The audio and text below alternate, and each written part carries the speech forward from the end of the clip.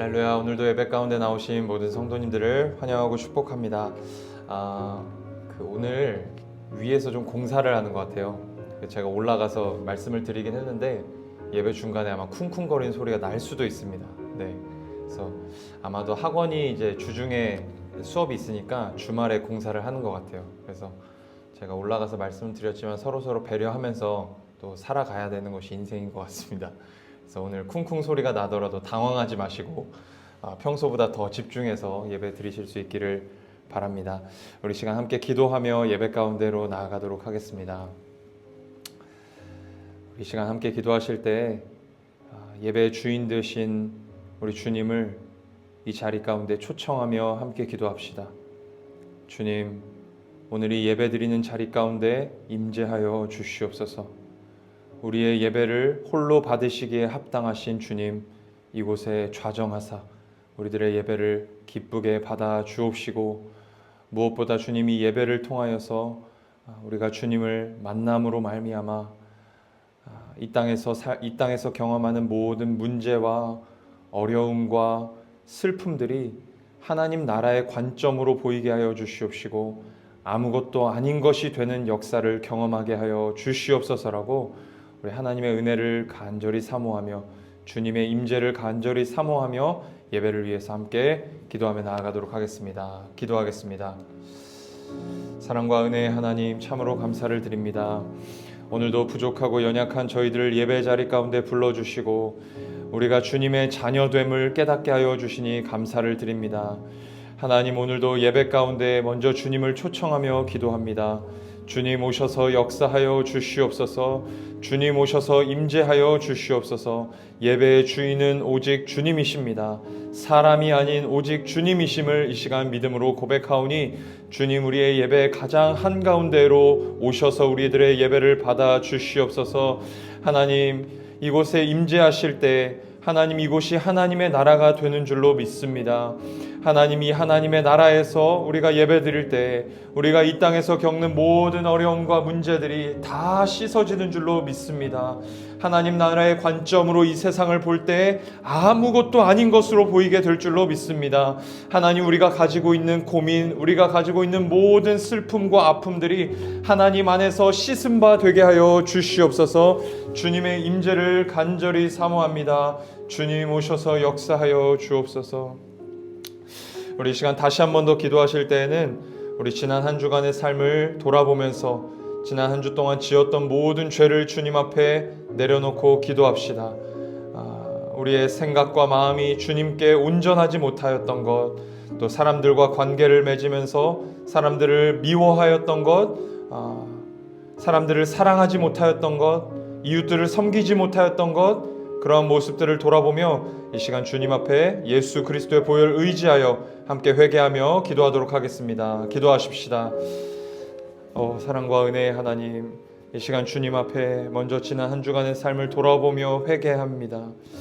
하나님, 이 시간 우리들의 모든 죄를 예수 그리스도의 십자가의 보혈로 깨끗하게 씻어 주시옵소서.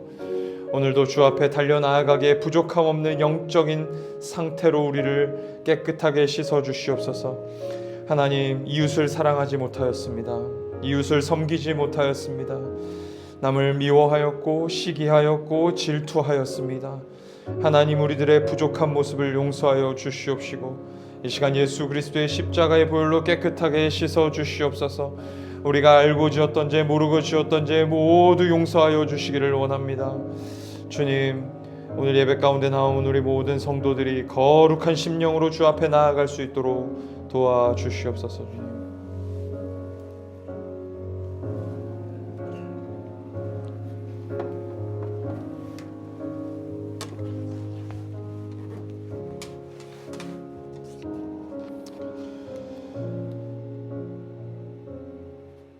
사랑과 은혜의 하나님, 오늘도 저희를 예배 자리 가운데 불러주시니 감사를 드립니다. 두세 사람이 모인 곳에 내가 너희와 함께하겠다 약속하신 주님, 오늘 이 자리에 충만히 임재하셔서 저희들의 예배를 받아 주시옵소서.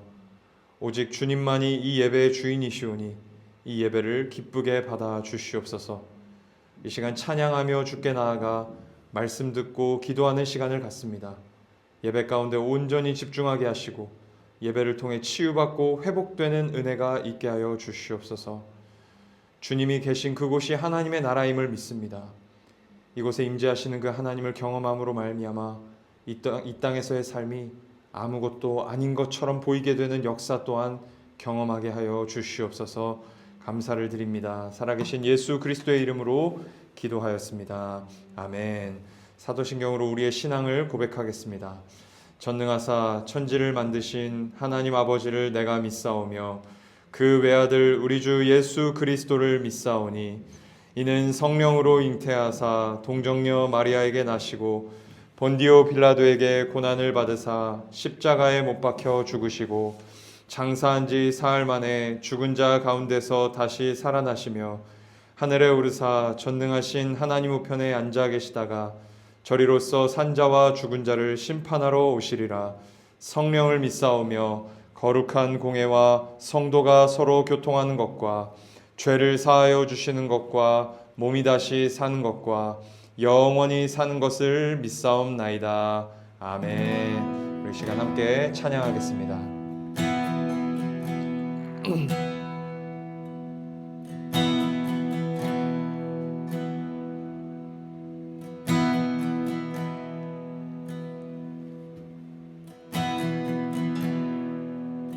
주님 손에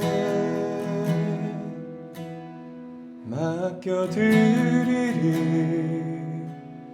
나의 삶 주님께 주님 손이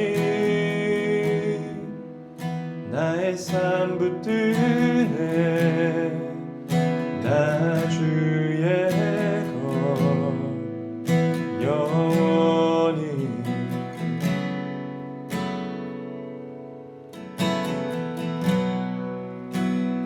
내가 믿는 분 예수 내가 속한 분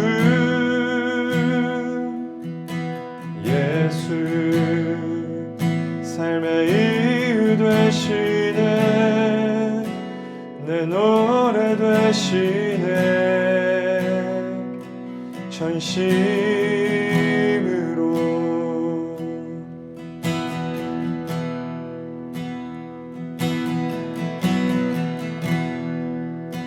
주와 함께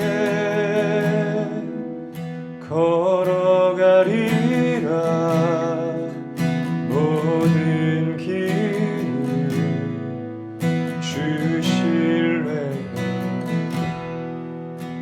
주 뜻 안에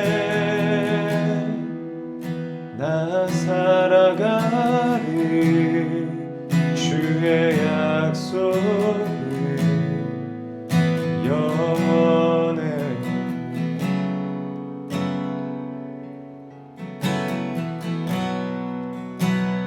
내가 믿는 분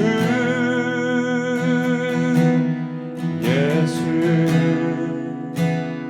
내가 속한 분 예수 삶의 이유 되시네 내 노래 되시네 내가 믿는 분 내가 믿는 분 예수 내가 속한 분 예수 삶의 이유 되시네 내 노래 되시네 전심으로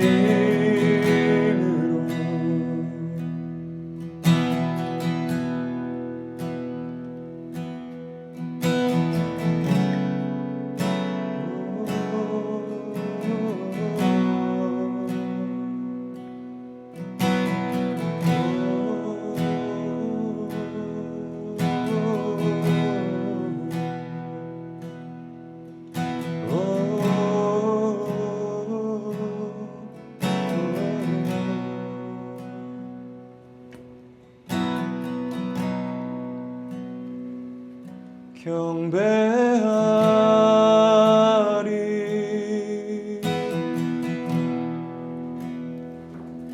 경배하리라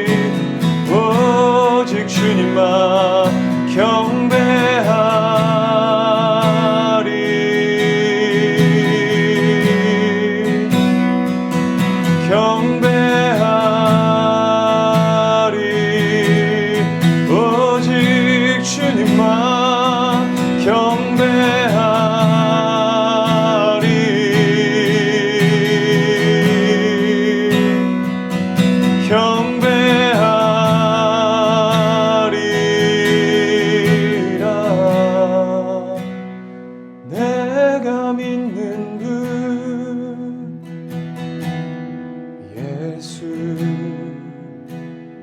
내가 속한 분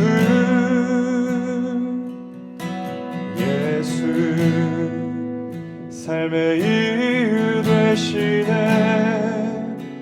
내 노래 되시네. 내가 믿는 분, 내가 믿는 분 예수, 내가 속한 분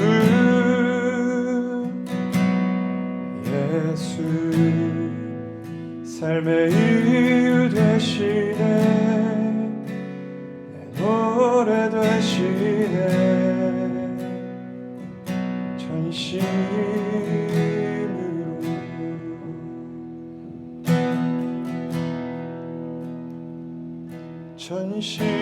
전심으로 주를 찬양해, 전심으로 주를 경배해.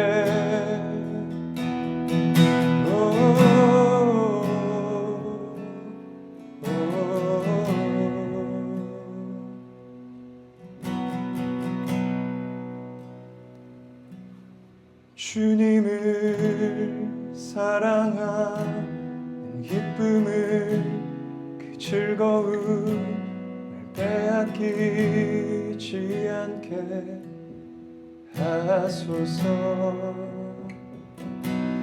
주님을 사랑하는 기쁨을, 그 즐거움을 빼앗기지 않게 하소서.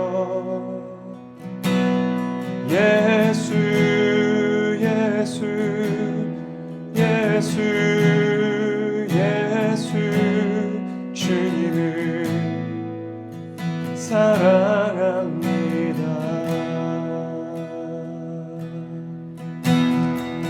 다시 고백하십시다. 주님을 사랑합니다. 주님을 사랑하는 기쁨을, 그 즐거움을 빼앗기지 않게 하소서. 주님을 사랑하는 기쁨을, 그 즐거움을 빼앗기지 않게 하소서. 오 예수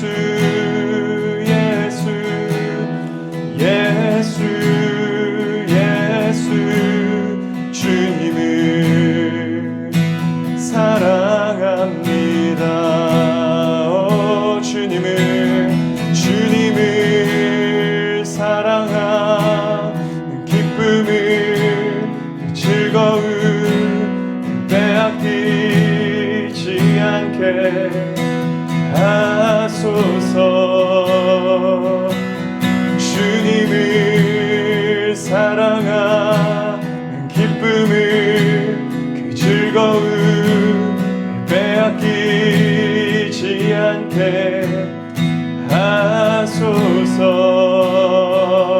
오 예수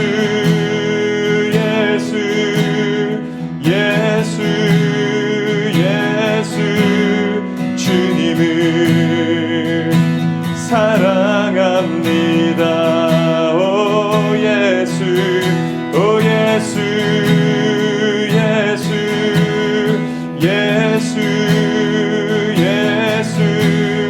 주님을 사랑합니다.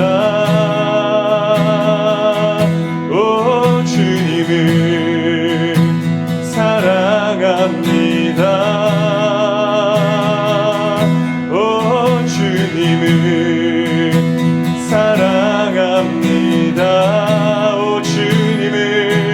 오 주님을 사랑합니다. 주님 사랑해요.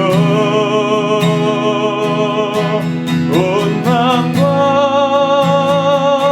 정성 다해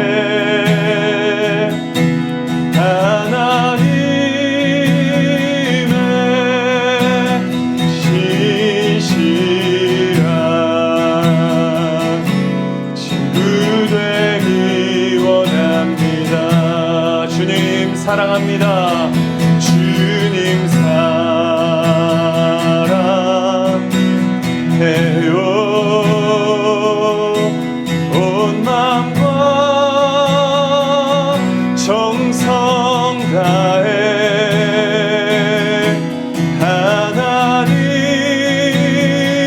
하나님의 신실한 친구 되기. 우리 마음을 다하여서 주께 고백하십시다. 주님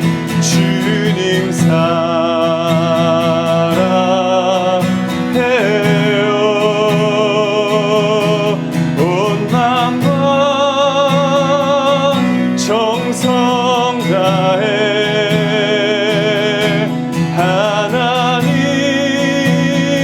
하나님의 신실한 친구 되기. 주님 사랑합니다. 주님 사랑해요. 온 마음과 정성 다해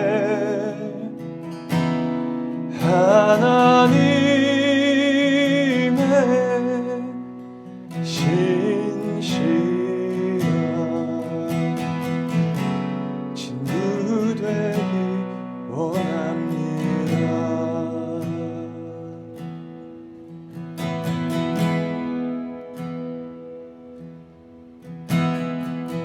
주님 사랑합니다. 나의 마음 다해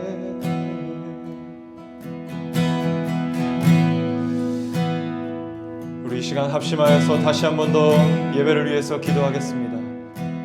이 시간 선포되어질 말씀 가운데 주님 임재하여 주시옵소서.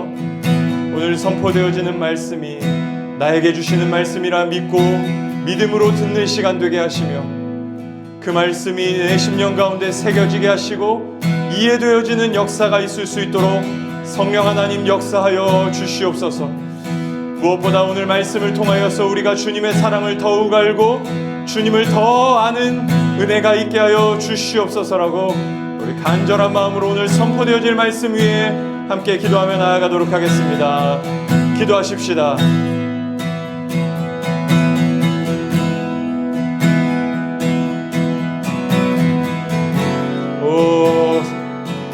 오 주님, 오 주님, 임하소서, 임하소서. 주님, 오늘 우리에게 말씀하시기를 우리가 소망합니다. 하나님, 오늘 선포되어지는 말씀이 오늘 내게 주시는 말씀이라 믿게 하여 주시옵시고, 하나님, 어린 심령에까지 이해되어지는 역사가 있을 수 있도록 말씀 가운데 성령님 임재하여 주시기를 간절히 소망합니다. 주님,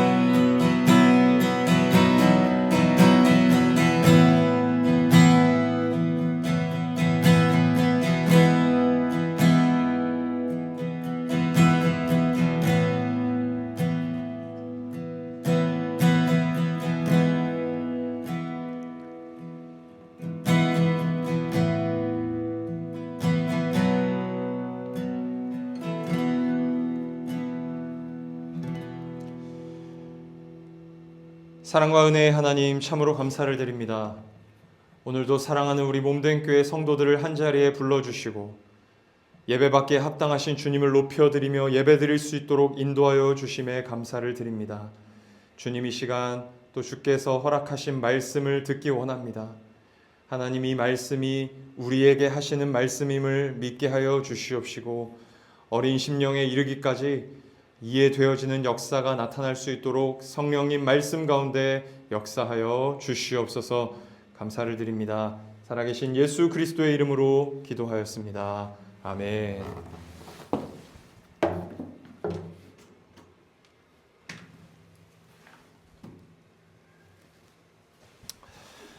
네, 오늘도 예배 가운데 나오신 모든 성도님들 환영하고 축복합니다. 오늘 하나님께서 저희들에게 주신 말씀은 여호수아서 2장 1절에서 7절 말씀입니다. 여호수아서 2장 1절부터 7절까지의 말씀 제가 봉독하도록 하겠습니다. 하나님의 말씀을 들으시기 바랍니다. 눈의 아들 여호수아가 시딤에서 두 사람을 정탐꾼으로 보내며 이르되 가서 그 땅과 여리고를 엿보라 하매 그들이 가서 라합이라 하는 기생의 집에 들어가 거기서 유숙하더니 어떤 사람이 여리고 왕에게 말하여 이르되 보소서, 이 밤에 이스라엘 자손 중에 몇 사람이 이 땅을 정탐하러 이리로 들어왔나이다. 여리고 왕이 라합에게 사람을 보내어 이르되 내게로 와서 내 집에 들어간 그 사람들을 끌어내라. 그들은 이 온 땅을 정탐하러 왔느니라. 그 여인이 그 두 사람을 이미 숨긴지라. 이르되 과연 그 사람들이 내게 왔었으나 그들이 어디에서 왔는지 나는 알지 못하였고 그 사람들이 어두워 성문을 닫을 때쯤 되어 나갔으니 어디로 갔는지 내가 알지 못하나 급히 따라가라. 그리하면 그들을 따라잡으리라 하였으나 그가 이미 그들을 이끌고 지붕에 올라가서 그 지붕에 버려놓은 3대에 숨겼더라. 그 사람들은 요단 나루터까지 그들을 쫓아갔고 그들을 뒤쫓는 자들이 나가자 곧 그 성문을 닫았더라. 아멘. 이는 하나님의 말씀입니다. 저희는 지난 주일 두 명의 정탐꾼이 라합의 집에 들어가게 된 두 가지 이유를 통해 하나님이 어떤 분이신지에 대한 말씀을 나누었습니다. 먼저 음란을 직간접적으로 나타내는 표현이 1절에서 세 가지나 사용되고 있는 것으로 미루어 볼 때 이 두 명의 정탐꾼이 라합의 집에 들어간 것은 음란한 행위를 할 목적으로 들어갔다는 것을 저자가 암시하고 있는 것일 수 있다고 말씀을 드렸어요. 만일 그들이 정말 음란한 행위를 할 목적으로 라합의 집에 들어간 것이 맞다면 하나님께서는 그들의 악한 행위를 쓰셔서 라합을 구원하신 것입니다. 라합의 구원이 특별한 것은 마태복음 1장에 기록되어 있는 것처럼 라합을 통해 예수 그리스도가 이 땅에 오셨기 때문입니다. 두 명의 정탐꾼이 정말 악한 의도를 가지고 라합의 집에 들어간 것이라면 하나님께서는 그들의 악한 행위를 쓰셔서 음란한 행위를 쓰셔서 예수 그리스도를 이 땅에 오게 하시고 인류를 구원하시는 계획을 실현하신 것입니다. 우리는 우리가 실수한 일에 대해서 잘못한 일에 대해서 없는 것으로 만들고 싶어 합니다. 지워버리고 싶어 해요. 그러나 하나님께서는 그러한 것들까지도 다 긁어 모으셔서 우리를 하나님의 자녀답게 기르시고 마침내 하나님 나라에 이르게 하는 연료, 동력으로 쓰십니다. 아무것도 쓸모없는 것으로 만들지 않으신다는 것입니다. 이 사실을 믿는 신자는 자신의 연약함 때문에 힘 빠진 신앙생활을 하거나 기죽어 있는 신앙생활을 하지 않습니다. 주님께서 여호수아에게 말씀하셨던 바와 같이 강하고 담대하게 살아갑니다. 사랑하는 여러분, 우리 인생의 주인은 우리가 아닙니다. 하나님이십니다. 그 하나님께서 우리의 연약함, 우리의 못남까지도 다 책임지십니다. 이 사실을 믿고 담대하게 살아가는 우리 모두가 될 수 있기를 축복합니다. 그런가 하면 두 명의 정탐꾼이 라합의 집에 들어가게 된 또 다른 이유, 또 다른 가능성도 있다고 말씀드렸습니다. 히브리서 11장 31절에서 기자는 라합이 두 정탐꾼을 믿음으로 영접했다라고 말합니다. 믿음으로. 여러분, 이 믿음으로 영접했다는 말이 무슨 뜻이라고 했습니까?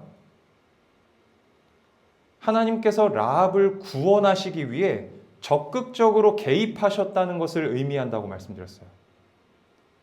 그러니까 라합이 하나님께 나아가는 방법이 아니라 하나님이 라합에게 찾아오시는 방법으로 라합을 구원하셨다는 것을 믿음으로라는 것으로 표현한다고 말씀드렸어요. 그렇다는 것은 두 명의 정탐꾼이 라합의 집에 들어간 것 또한 하나님께서 라합을 구원하시기 위해 벌이신 일의 결과라는 것이죠. 라합을 구원하시기 위한 하나님의 개입이라는 관점에서 성경을 보면 하나님께서 얼마나 큰 열심과 정성을 라합 한 사람에게 쏟으셨는지 알 수 있습니다. 하나님께서는 이 라합을 구원하시기 위해 두려움에 빠져있던 여호수아를 일으키신 거예요. 하나님께서는 라합을 구원하시기 위해 이스라엘 백성들을 애굽에서 이끌어내신 것입니다. 하나님께서는 라합을 구원하시기 위해 온 이스라엘 백성을 동원하여서 여리고성을 정복하게 하신 거예요. 하나님께서 한 사람 라합을 구원하시기 위해 어마어마한 열심과 정성을 쏟으신 것입니다. 그런데 이보다 더한 열심과 정성을 받은 자들이 바로 우리 신자들입니다. 우리가 얼마나 큰 열심과 정성을 하나님께로부터 받았습니까? 우리를 위해 하나님이 인간이 되시기까지 하셨어요. 우리를 위해 그 거룩하신 하나님이 죄로 가득한 이 세상에 오셔서, 더러움으로 가득한 이 세상에 오셔서 33년이나 사셨어요. 심지어 우리의 죄를 자신의 것으로 여기기까지 하시고 그 죄를 대신하여 십자가에 달려 죽으셨어요. 그리고 우리에게 영원한 생명을 주시려고 부활하셨습니다. 그뿐일까요? 승천하신 후에는 성령을 보내셔서 지금도 성령으로 우리와 동행하고 계십니다. 여전히 죄와 사망의 권세의 영향력 아래 살아가는 우리가 다시 타락하여 믿음을 잃어버리는 일이 없도록 지키시고 보호하고 계십니다. 우리를 향하신 하나님의 열심과 정성을 믿는 신자는 강하고 담대할 수 있습니다. 주님을 의심하지 않습니다. 열심과 정성을 다하여 주님을 섬기고 사랑합니다. 우리 모두가 그렇게 사는 신자들이 다 될 수 있기를 주님의 이름으로 축복합니다. 이제 오늘 본문의 내용을 한번 살펴보도록 하겠습니다. 오늘 본문 2절에서 3절을 제가 읽겠습니다. 어떤 사람이 여리고 왕에게 말하여 이르되 보소서 이 밤에 이스라엘 자손 중에 몇 사람이 이 땅을 정탐하러 이리로 들어왔나이다. 여리고 왕이 라합에게 사람을 보내어 이르되 내게로 와서 내 집에 들어간 그 사람들을 끌어내라. 그들은 이 온 땅을 정탐하러 왔느니라. 아멘. 이 정탐꾼들이 라합의 집에 들어갔다는 소식을 들은 여리고 왕이 그들을 당장 잡아오라고 라합의 집에 사람을 보내는 장면입니다. 라합의 집에 찾아간 사람들은 당장 두 사람을 끌어내라고 라합에게 요구합니다. 그러자 라합이 이렇게 대답을 합니다. 4절에서 5절이에요. 그 여인이 그 두 사람을 이미 숨긴지라 이르되 과연 그 사람들이 내게 왔었으나 그들이 어디에서 왔는지 나는 알지 못하였고 그 사람들이 어두워 성문을 닫을 때쯤 되어 나갔으니 어디로 갔는지 내가 알지 못하나 급히 따라가라. 그리하면 그들을 따라잡으리라 하였으나. 아멘. 두 사람을 숨겨놓고 모른 척을 하고 있죠. 나는 그들이 정탐꾼들인지 몰랐어요. 그들이 나에게 왔었긴 했는데 지금은 갔어요. 이미 떠났어요. 그런데 간지 얼마 안 됐으니까 뒤따라가면 금방 잡을 수 있을 거예요. 라고 하면서 거짓말을 하고 있어요. 여러분, 우리가 한번 생각해 봅시다. 이 여리고 왕의 명령을 받고 온 이 사람들이 라합의 말을 믿지 않고 라합의 집에 들어가서 집을 다 수색해서 결국 두 사람을 찾았다고 생각해 보세요. 어떻게 됐을까요? 두 정탐꾼이 죽는 것은 말할 것도 없고 라합도 죽은 목숨이죠. 그러니까 지금 라합은 자신의 목숨을 걸고 두 사람을 도와준 거예요. 목숨 걸고 숨겨준 것입니다.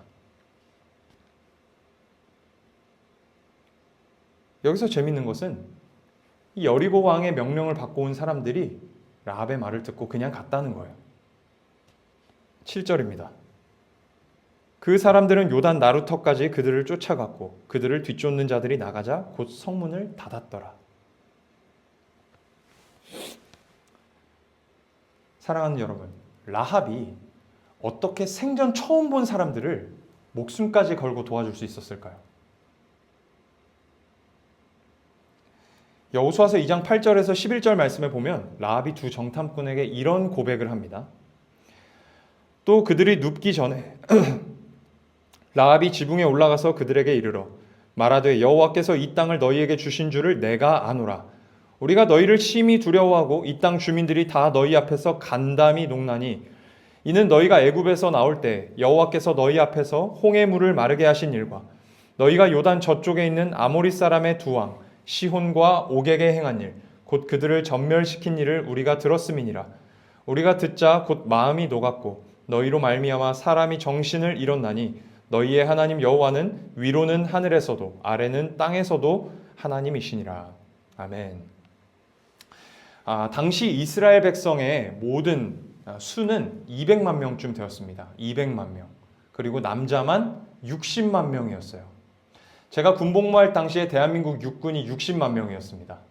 지금은 군복무 기간이 좀 줄어들어서 아마 한 50만 그쯤 되지 않을까 싶습니다. 그러니까 당시 이스라엘 백성의 규모가 어마어마하게 컸던 거죠. 대한민국 육군의 규모와 비슷한 겁니다. 그렇게 많은 사람들이 요단강 동편 지역의 땅을 점령하고 여리고성 바로 앞까지 와 있는 거예요. 공격하려고 진을 치고 있는 것입니다. 여리고 사람들이 겁이 났을까요? 안 났을까요? 겁이 나죠. 그런데 라합이 말하고 있는 것처럼 여리고 사람들은 단지 이스라엘의 규모가 커서 겁먹은 게 아니었습니다. 이스라엘 가운데 함께하고 계시며 역사를 일으키시는 하나님에 대한 소문을 듣고 겁을 먹은 거예요. 라합도 겁을 먹었습니다. 그런데 라합은 겁만 먹지 않았어요. 다음 주에 더 자세히 나누게 되겠지만 라합은 하나님께서 행하신 역사를 듣고 하나님에 대한 믿음을 가졌어요. 하나님에 대한 믿음.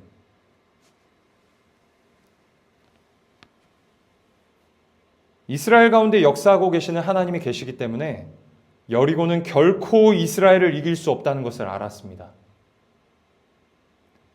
그래서 오직 이스라엘 편에 서는 것만이 자신의 목숨을 지킬 수 있는 유일한 방법이라는 사실을 라합이 깨달았어요.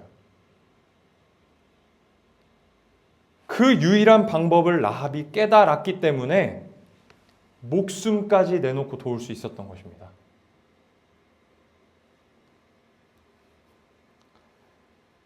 마태복음 13장 44절에서 예수님이 천국에 대해서 이렇게 비유를 하십니다. 천국은 마치 밭에 감추인 보화와 같으니 사람이 이를 발견한 후 숨겨두고 기뻐하며 돌아가서 자기의 소유를 다 팔아 그 밭을 사느니라. 아멘. 아마도 이 말씀에서 보물을 발견한 사람은 다른 사람의 땅에서 임대료를 지불하고 농사를 짓는 사람이에요. 그러니까 저 같은 사람이죠. 임대료를 지불하고 있는 사람이에요. 그런데 농사를 짓는 중에 우연히 그 땅에서 보물을 발견하게 됩니다. 그러자 이 사람이 보물을 꺼내서 집으로 가져가는 것이 아니라 다시 묻어두었대요. 묻어두고 집에 돌아가서 자신의 모든 소유를 다 팔아가지고 밭을 사버렸대요. 왜 그랬을까요? 왜 보물을 집에 안 가져가고 밭을 사버렸을까요? 자신이 소유한 땅이 아닌 남의 땅에서 나온 보물이었기 때문입니다. 내가 발견했다고 해서 내 것이라고 우기다가는 도둑으로 몰릴 수 있어요. 큰 벌을 받을 수 있기 때문입니다. 그래서 다시 묻어두고 집에 가서 자기가 가진 모든 것을 다 팔아 밭을 사버리는 거예요. 지금식으로 표현하자면 집도 팔고 차도 팔고 옷도 팔고 알라딘 가서 중고책도 팔고 팔 수 있는 거 다 팔아서 밭을 사는 거예요. 사랑하는 여러분, 밭을 사기 위해 가진 것을 다 팔았다는 것이 무엇을 의미할까요? 여러분, 과정을 한번 생각해 보세요. 내가 가진 것, 이 마이크, 스피커, 기타, 컴퓨터, 여기 있는 거 싹 가지고 갖다 팔았어요. 집도 팔았어요. 어떻게 된 거예요? 표면적으로 빈털터리가 된 거죠. 아무것도 가진 것이 없는 자가 되었다는 거예요. 한마디로 길거리에 나앉은 신세가 된 것입니다. 그가 가지고 있는 것은 땅을 사기 위해 모든 것을 다 팔아 얻은 돈 말고는 없어요. 밭을 사기 위해 다 팔았으니까 밭을 사기 전까지 함부로 돈을 쓸 수 있을까요? 없을까요? 못 쓰죠. 돈 좀 있다고 해가지고 저기 가서 뭐도 먹고 뭐도 사 먹고, 근데 돈이 모자라면 어떻게 해요? 밭을 못 사잖아요. 그러니까 밭을 사기 전까지는 쫄쫄 굶어야 했을 수도 있어요. 길거리에서 잠을 자야 해요.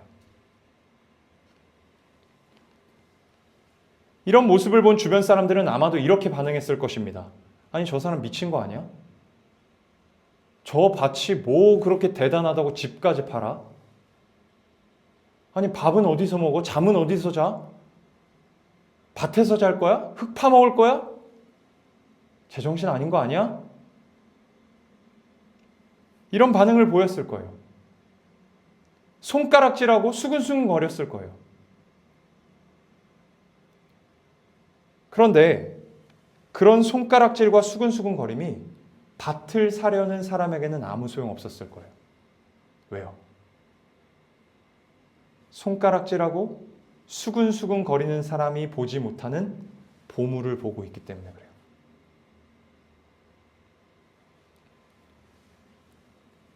오늘 본문의 라합이 이와 같은 모습을 보인 것입니다. 라합에게 두 정탐꾼은 자신의 생명을 구원할 수 있는 유일한 방법이었어요. 다른 사람은 보지 못하는 보물과 같은 존재였다는 거예요. 그러니까 목숨까지 내놓고 도울 수 있었던 것입니다.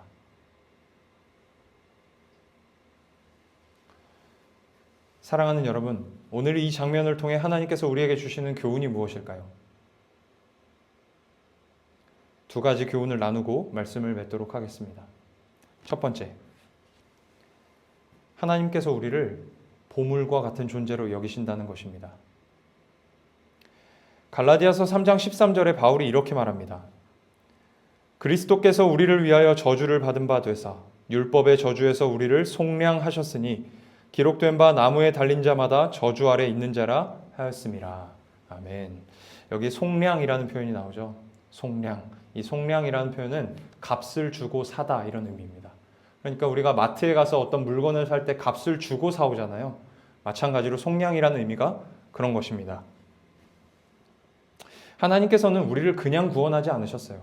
길거리에 있는 그냥 버려진 우리를 가서 데려온 것이 아니라 값을 주고 사오셨어요. 자신에게 가장 소중하신 하나밖에 없는 아들 예수 그리스도의 핏값을 주고 우리를 사셨어요. 자신의 생명과 같을 뿐 아니라 자기 자신과 같으신 아들 예수 그리스도를 주고 우리를 사실 만큼 우리를 사랑하신 거예요. 우리를 보물로 여기신 것입니다. 골로새서 1장 13절 말씀도 보겠습니다. 그가 우리를 흑암의 권세에서 건져내사 그의 사랑의 아들의 나라로 옮기셨으니.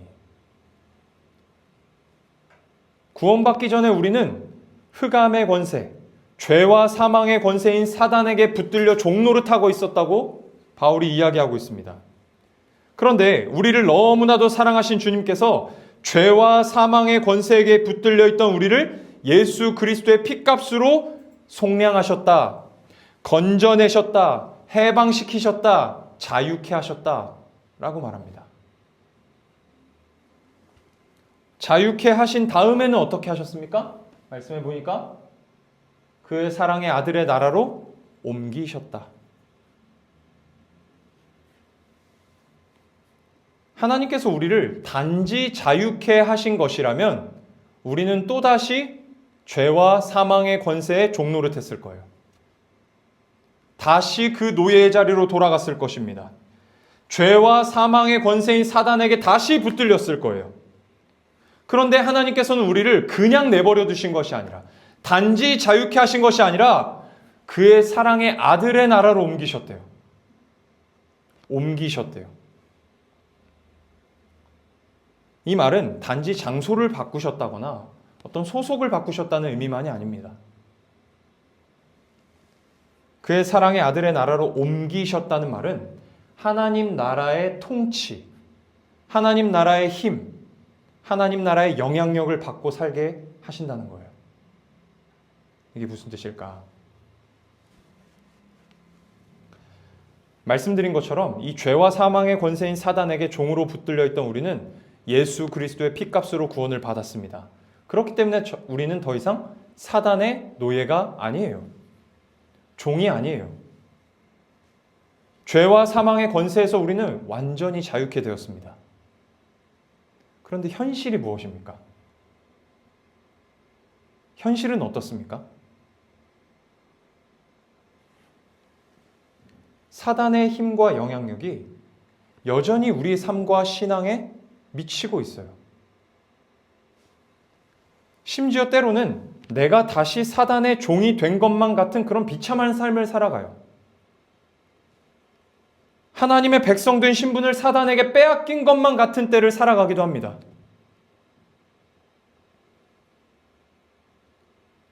그런데 신자에게 주어진 또 다른 현실은 무엇입니까? 빼앗긴 것 같지만 완전히 빼앗기지는 않는다는 거예요. 다시 사단의 종이 된 것 같을지라도 그 삶이 계속 지속되진 않아요. 어느 순간 보면 다시 선한 일에 열심을 내고 있는 나를 발견하게 됩니다. 어느 순간 보면 사단의 영향력이 아닌 하나님의 영향력 아래 살아가고 있는 나를 다시 발견하게 돼요.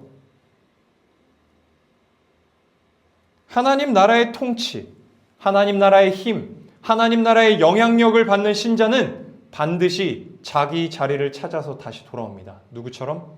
탕자처럼.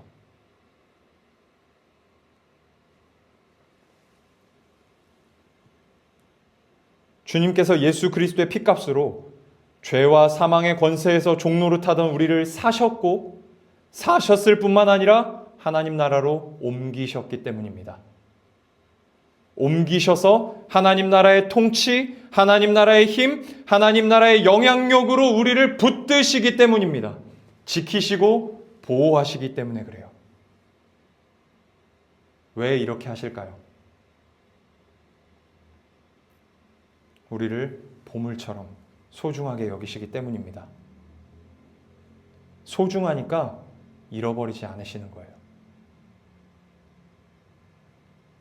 어떠한 경우에도 하나님께서는 우리를 잃어버리지 않으십니다. 자신의 목숨을 걸고 두 정탐꾼을 지킨 라합처럼 자신의 모든 소유를 다 팔아 보물이 묻혀있는 땅을 산 농부처럼 하나님께서는 자신에게 있어서 가장 소중한 분이신 예수 그리스도의 핏값으로 죄와 사망의 권세의 종로로 타던 우리를 사셔서 하나님 나라로 옮기셨습니다. 우리가 주님께 얼마나 소중한 존재인지, 우리가 얼마나 주님께 보물과 같은 존재인지를 늘 깨달으실 수 있기를 주님의 이름으로 축복합니다. 그런가 하면 오늘 본문을 통해 우리가 깨달을 수 있는 두 번째 교훈이 있습니다. 과연 우리는 주님을 보물로 여기고 있는지를 생각해 보아야 한다는 것입니다. 마태복음 13장 44절 말씀 다시 한번 읽어보겠습니다. 천국은 마치 밭에 감추인 보화와 같으니 사람이 이를 발견한 후 숨겨두고 기뻐하며 돌아가서 자기의 소유를 다 팔아 그 밭을 사느니라. 아멘. 예수님께서 지금 천국을 밭에 감추인 보화로 비유하여 말씀하시는 거죠. 바꿔 말하면 천국이 보물이라는 것입니다. 그렇다면 천국이 무엇입니까? 천국, 직역하면 하나님 나라죠. 그런데 그 하나님 나라는 단지 죽어서 가는 것을 의미하지 않습니다. 그러면 우리는 이 세상에 있다가 하나님 나라로 가면 우리는 지옥에 있다가 하나님 나라로 가는 것입니까? 천국이라는 것은 이 땅에서 예수님을 믿고 사는 삶 전체를 말할 뿐만 아니라 예수님 자체를 말합니다. 내 영혼이 은총입어라는 찬송가 가사에 보면 이런 가사가 있죠. 할렐루야 찬양하세 내 모든 죄 사함받고 주 예수와 동행하니 그 어디나 하늘나라. 예수님이 계신 곳이 하나님의 나라인 것입니다. 그리고 예수님이 하나님 나라예요. 사랑하는 여러분, 여러분에게 묻겠습니다. 속으로 대답하셔도 돼요. 여러분은 예수님 믿고 구원 받으셨습니까? 여러분의 표정을 보니까 다 아멘이라고 하신 것 같습니다. 여러분이 정말 예수님 믿고 구원 받았다면 여러분은 보물을 발견한 자들이에요. 여러분은 보물을 가지고 있는 자예요. 여러분이 예수님 믿고 구원 받았다면. 또 묻겠습니다. 그렇다면 여러분은 예수님을 정말 보물로 여기고 계십니까?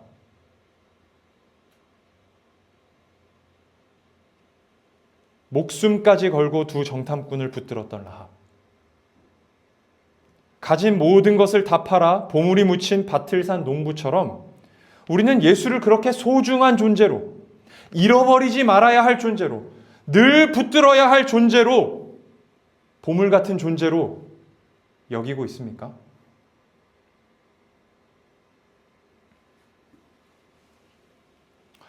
빌립보서 3장 7절에서 9절에 바울이 이렇게 고백합니다. 그러나 무엇이든지 내게 유익하던 것을 내가 그리스도를 위하여 다 해로 여길 뿐더러 또한 모든 것을 해로 여김은 내 주 그리스도 예수를 아는 지식이 가장 고상하기 때문이라. 내가 그를 위하여 모든 것을 잃어버리고 배설물로 여김은 그리스도를 얻고 그 안에서 발견되려 함이니 내가 가진 의는 율법에서 난 것이 아니요 오직 그리스도를 믿음으로 말미암은 것이니 곧 믿음으로 하나님께로부터 난 의라. 아멘. 바울이 무슨 이야기를 하고 있습니까? 간단해요. 이 세상의 다른 모든 것을 해로운 것으로, 쓸모없는 것으로 여길 만큼 자신에게 예수가 가장 소중하며 예수 믿고 사는 삶이 가장 좋다는 거예요. 그런데 여기서 중요한 것은 무엇이냐? 이 고백을 지금 하고 있는 바울이 어떤 상황에 있냐는 거예요.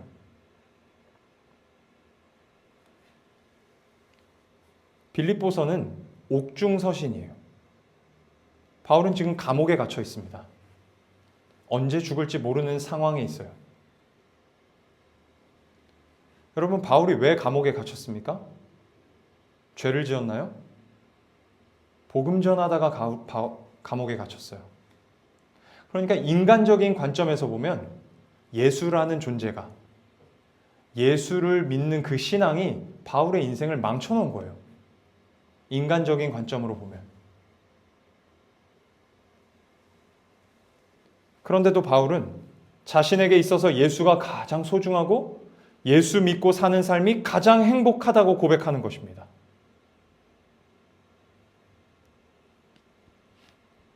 어떻게 바울은 이런 고백을 할 수 있었을까요?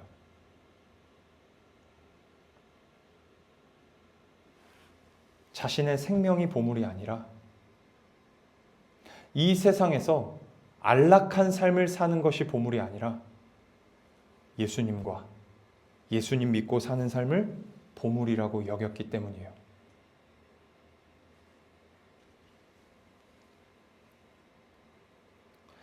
사랑하는 여러분, 바울처럼 예수님을 우리의 보물로 여겨 우리의 생명도 아까워하지 말고 죽기로 결단하자.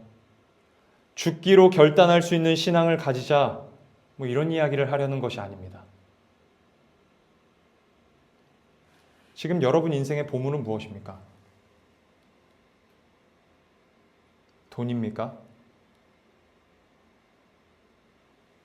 아니면 어떤 물건입니까? 아니면 더 높은 직급입니까? 아니면 더 큰 가게나 아니면 혹은 더 큰 교회입니까? 친구입니까? 가족입니까? 예수님입니까?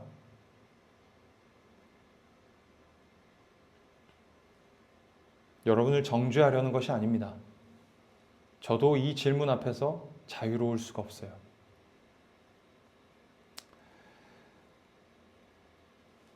예수님을 우리의 보물이라고 고백하는 것은 우리의 어떤 의지나 결단이나 정성이나 다짐이나 진심 이런 걸로만 되는 것이 아닙니다. 그런 걸로 되는 것이라면 신앙생활이 참 쉽겠죠. 그렇다면 바울처럼 어떻게 그 고백을 하는 자리까지로 나아갈 수 있을까?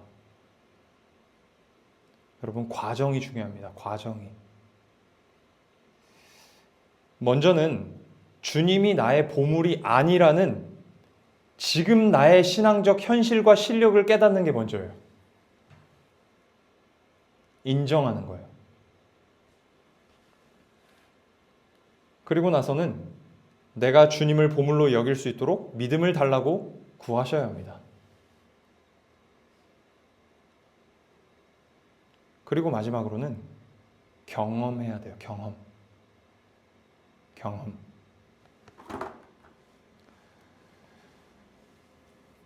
예수님이 얼마나 좋은 분이신지, 나에게 얼마나 좋은 분이신지, 그 예수님 믿고 사는 삶이 얼마나 영광스럽고 복된 삶인지, 돈보다, 명예보다, 사람보다 예수 믿고 사는 것이 훨씬 더 감격적이고 영광스러운 삶이라는 것을 내 삶에서 살아내고 배우고 익혀서 깨달아야 하는 거예요. 그래서 그걸 선택하는 거예요. 그 삶을. 내가 돈과 명예와 사람을 선택해서 주님을 잊는 것보다 이걸 다 포기하고 주님을 얻는 것이 더 낫다. 이걸 삶에서 배워야 하는 거예요. 그럴 때 주님이 내 삶에서 점점 보물의 자리로 가시는 것을 보게 되는 거예요. 그러니까 보물이 아니었다가 보물의 자리로 한 번에 갈 수 있는 사람 없어요. 하나님은 그렇게 일하시지 않으십니다. 시간 속에 일하세요. 상황 속에 일하세요. 과정 속에 일하세요. 그래서 우리 일평생을 다하여서 여기서 여기까지 가는 거예요.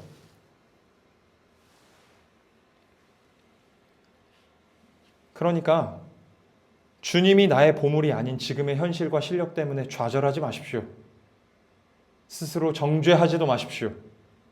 깨닫고 구하고 배우고 익혀서 가면 되는 거예요. 주께서 반드시 우리를 그 자리에 이르도록 하실 것입니다. 주님이 나의 보물이라고 진심으로 고백할 수 있는 그때까지 함께 애쓰고 협력할 수 있기를 주님의 이름으로 축복합니다. 말씀을 맺겠습니다. 자신의 목숨을 걸고 두 정탐꾼을 숨겨준 라합의 모습을 통해 우리가 두 가지 교훈을 배웠습니다. 첫 번째, 하나님께서 우리를 보물로 여기신다는 거예요. 하나님께서는 자신에게 있어서 가장 소중한 분이신 독생자 예수 그리스도의 핏값으로 죄와 사망의 권세의 종노릇 하던 우리를 속량하셔서 하나님 나라로 옮기셨습니다. 우리를 너무나도 사랑하시고 소중하게 여기셔서 하신 일임을 깊이 깨닫고 그 은혜에 늘 감격하고 감사할 수 있는 우리 모두가 될 수 있기를 축복합니다. 두 번째, 우리는 과연 예수님을 보물로 여기고 있는가 생각해 보아야 합니다. 나를 보물로 여기시는 주님이 나에게는 보물인가? 질문해 보십시오. 주님이 나의 보물이 아닌 것 같다면 주님을 나의 보물로 여길 수 있는 믿음을 달라고 구하십시오. 그리고 삶에서 배우기를 갈망하십시오. 주님 아닌 다른 것을 선택했다가 실패해 보십시오. 아, 이게 나에게 주는 영광과 만족이 예수가 주는 영광과 만족에 비해 턱없이 모자라구나. 그래서 다음번엔 예수를 택하십시오. 그렇게 살아가십시오. 돈보다, 명예보다, 사람보다 예수 믿고 사는 것이 가장 큰 복이고 기쁨이고 행복이라는 사실을 우리 모두가 삶 속에서 깨달을 수 있기를 주님의 이름으로 축복합니다. 기도하겠습니다.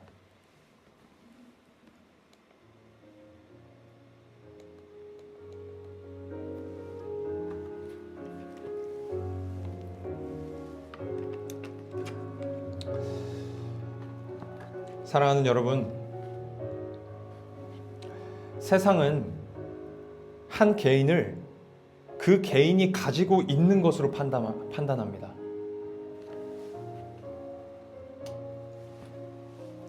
돈이 얼마나 있는지, 무엇을 입었는지, 무엇을 신었는지, 무엇을 쓰는지, 직업이 무엇인지, 연봉이 얼마인지, 대학은 어디 나왔는지, 외모는 어떤지, 이런 것으로 사람을 판단하고 사람의 중요성을 결정합니다. 그러나 우리 하나님은 그렇게 우리를 판단하지 않으십니다. 우리의 어떠함과 상관없이 주님은 우리를 보물로 여기십니다. 하나님께서는 독생자 예수 그리스도의 핏값으로 죄와 사망의 권세의 종노릇 하던 우리를 속량하셨습니다. 구원하셨습니다. 자유케 하셨습니다. 그리고 우리를 잃어버리지 않으시려고 하나님 나라로 옮겨주셨습니다. 우리를 너무나도 사랑하시고 소중하게 여기시기에 하신 일이십니다. 우리 이 시간 이렇게 기도합시다.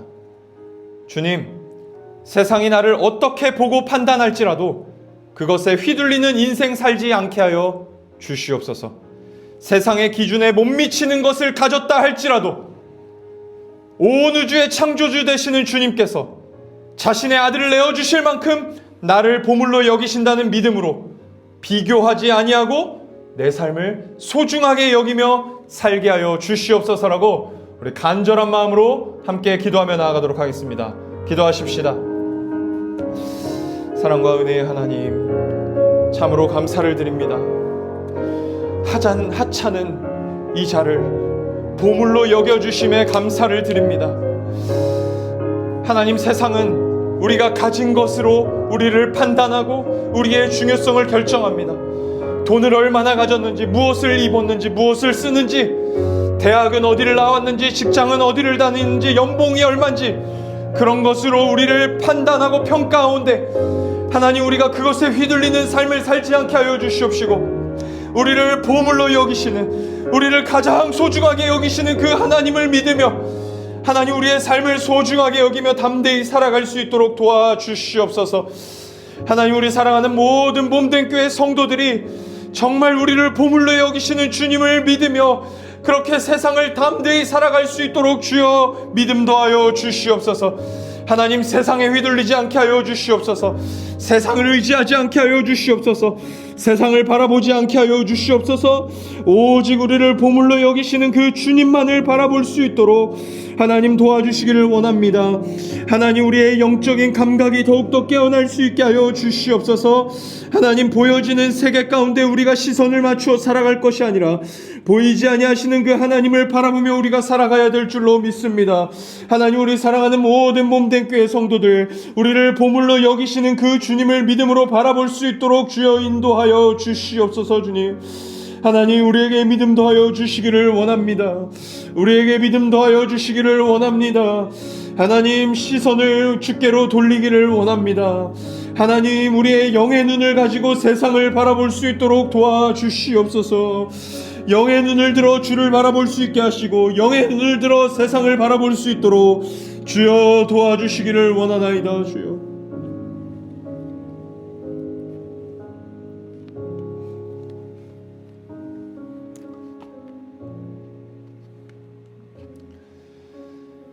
빌립보서 3장 7절에서 9절에 바울이 이렇게 고백합니다.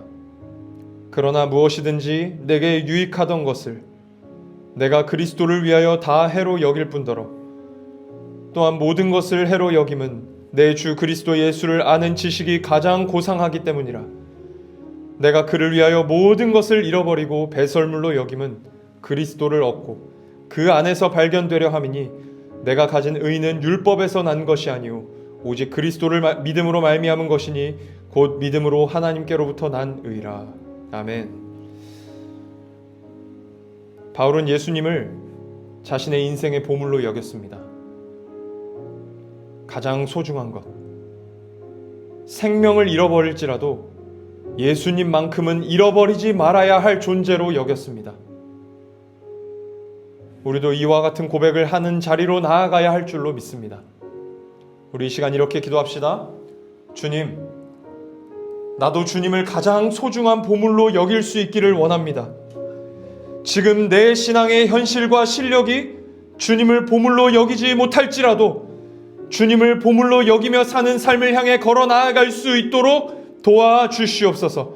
그리고 마침내 바울과 같은 고백을 하는 자리까지 이룰 수 있도록 나를 인도하여 주시옵소서. 믿음을 더하여 주시옵소서라고 우리 다시 한 번 더 간절한 마음으로 함께 기도하도록 하겠습니다. 기도하십시다. 오 주님,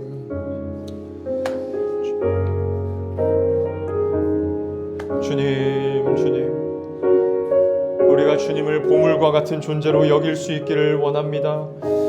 바울처럼 가장 소중한 존재로 우리가 주님을 여길 수 있기 원합니다. 하나님, 내 중심 한가운데 주님이 오시기를 갈망합니다.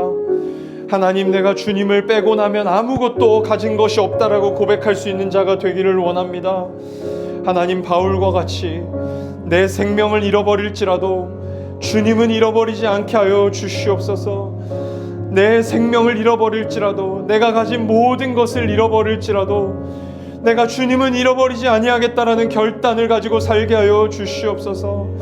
하나님, 욥이 모든 것을 다 잃어버렸어도 주님을 잃어버리지 아니하고 주님을 끝까지 붙들었던 것처럼 하나님, 나도 그렇게 주님을 끝까지 붙들며 절대 잃어버리면 안 되는 그 보물로 여길 수 있도록 주여 인도하여 주시옵소서.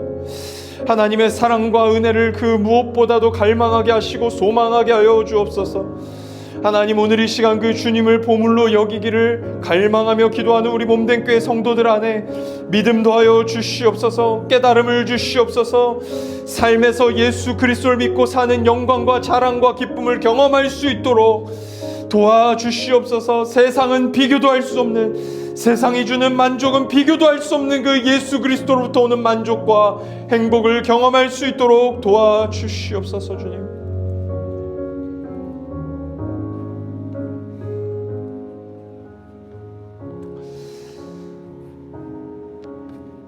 우리 시간 마지막으로 기도하실 때에는 우리 몸된 교회를 위해서 함께 기도하도록 하겠습니다. 교회를 개척할 때 하나님께서 저에게 주셨던 마음은 다름을 틀림으로 여기지 않는 공동체였습니다.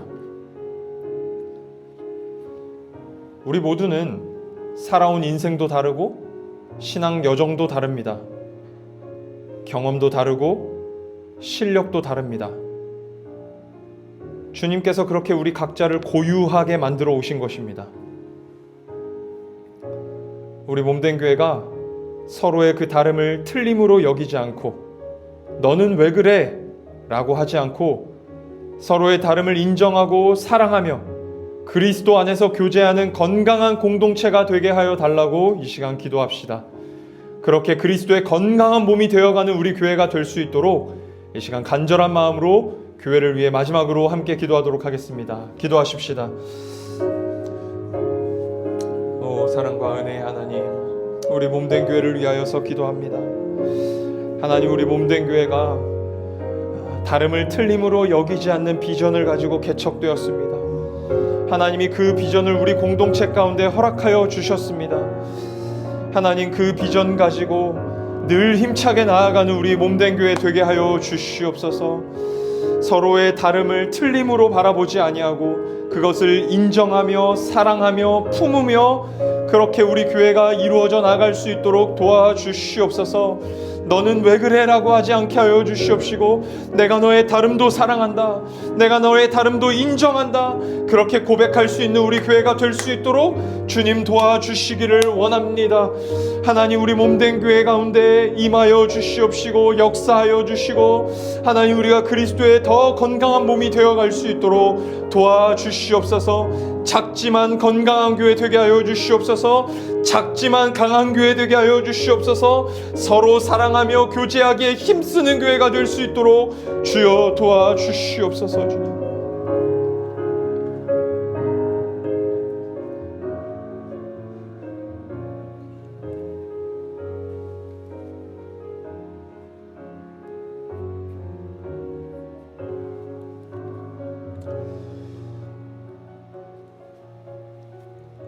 사랑과 은혜의 하나님, 오늘도 저희들에게 말씀을 통해 저희들을 깨닫게 하여 주시니 감사를 드립니다. 하나님께서 우리를 보물과 같은 존재로 여기셔서 예수 그리스도의 핏값으로 우리를 구원하여 주셨고 다시는 잃어버리지 않으시려고 하나님 나라에 옮기셨음을 믿습니다. 세상은 우리를 가진 것으로 판단하지만 주님은 그런 분이 아니심을 믿습니다. 믿게 하여 주시옵소서. 가진 것이 부족하다 하여 위축된 삶을 사는 것이 아니라 온 우주의 창조주 되시는 주님께서 나를 보물로 여기신다는 믿음으로 담대히 살게 하여 주시옵소서. 무엇보다 우리를 보물로 여기시는 주님을 바라보며 우리도 주님을 보물로 여길 수 있는 믿음을 허락하여 주시옵소서. 지금 비록 주님을 보물처럼 여기는 믿음과 실력이 부족하다 하더라도 기도하며 살아내며 배우고 익혀서 바울과 같은 고백을 하는 자리까지 이룰 수 있도록 저희들을 인도하여 주시옵소서. 우리 사랑하는 모든 몸된 교회 성도들, 이번 한 주도 어디서 살아가든지 간에 많은 사람들에게 사랑받고 칭찬받는 성도들 되게 하여 주시옵소서. 하는 모든 일이 잘 되게 하시고 하는 일을 통하여서 주님께 영광 돌리는 성도들 되게 하여 주시옵소서. 세상 사람들도 추구하는 것을 목적으로 삼고 사는 것이 아니라 오직 신자만이 추구할 수 있는 것을 목적으로 삼고 이번 한 주도 살게 하여 주시옵소서. 무엇보다 오늘도 빈손으로 나오지 않고 주님 앞에 예물 드린 성도들이 있습니다. 단지 주님 앞에 예물을 드린 것이 아니라 우리의 삶이 주님께 붙들린 바 되었다는 것을 믿음으로 고백하며 주님 앞에 예물을 드렸사오니 주께서 기쁘게 받아 주시옵소서. 오늘 우리의 예배를 받으신 주님께 감사를 드리오며 살아계신 예수 그리스도의 이름으로 기도하였습니다. 아멘. 축도하겠습니다. 이제는 우리 주 예수 그리스도의 크신 은혜와 하나님 아버지의 한없는 사랑과 성령님의 교통하심이 우리를 보물로 여기시는 주님을 보며 바울처럼 주님을 보물로 여길 수 있기를 소원하고 결단하며 나아가는 사랑하는 모든 몸된 교회 성도들 머리머리 위에 이제로부터 영원토록 함께 있을지어다.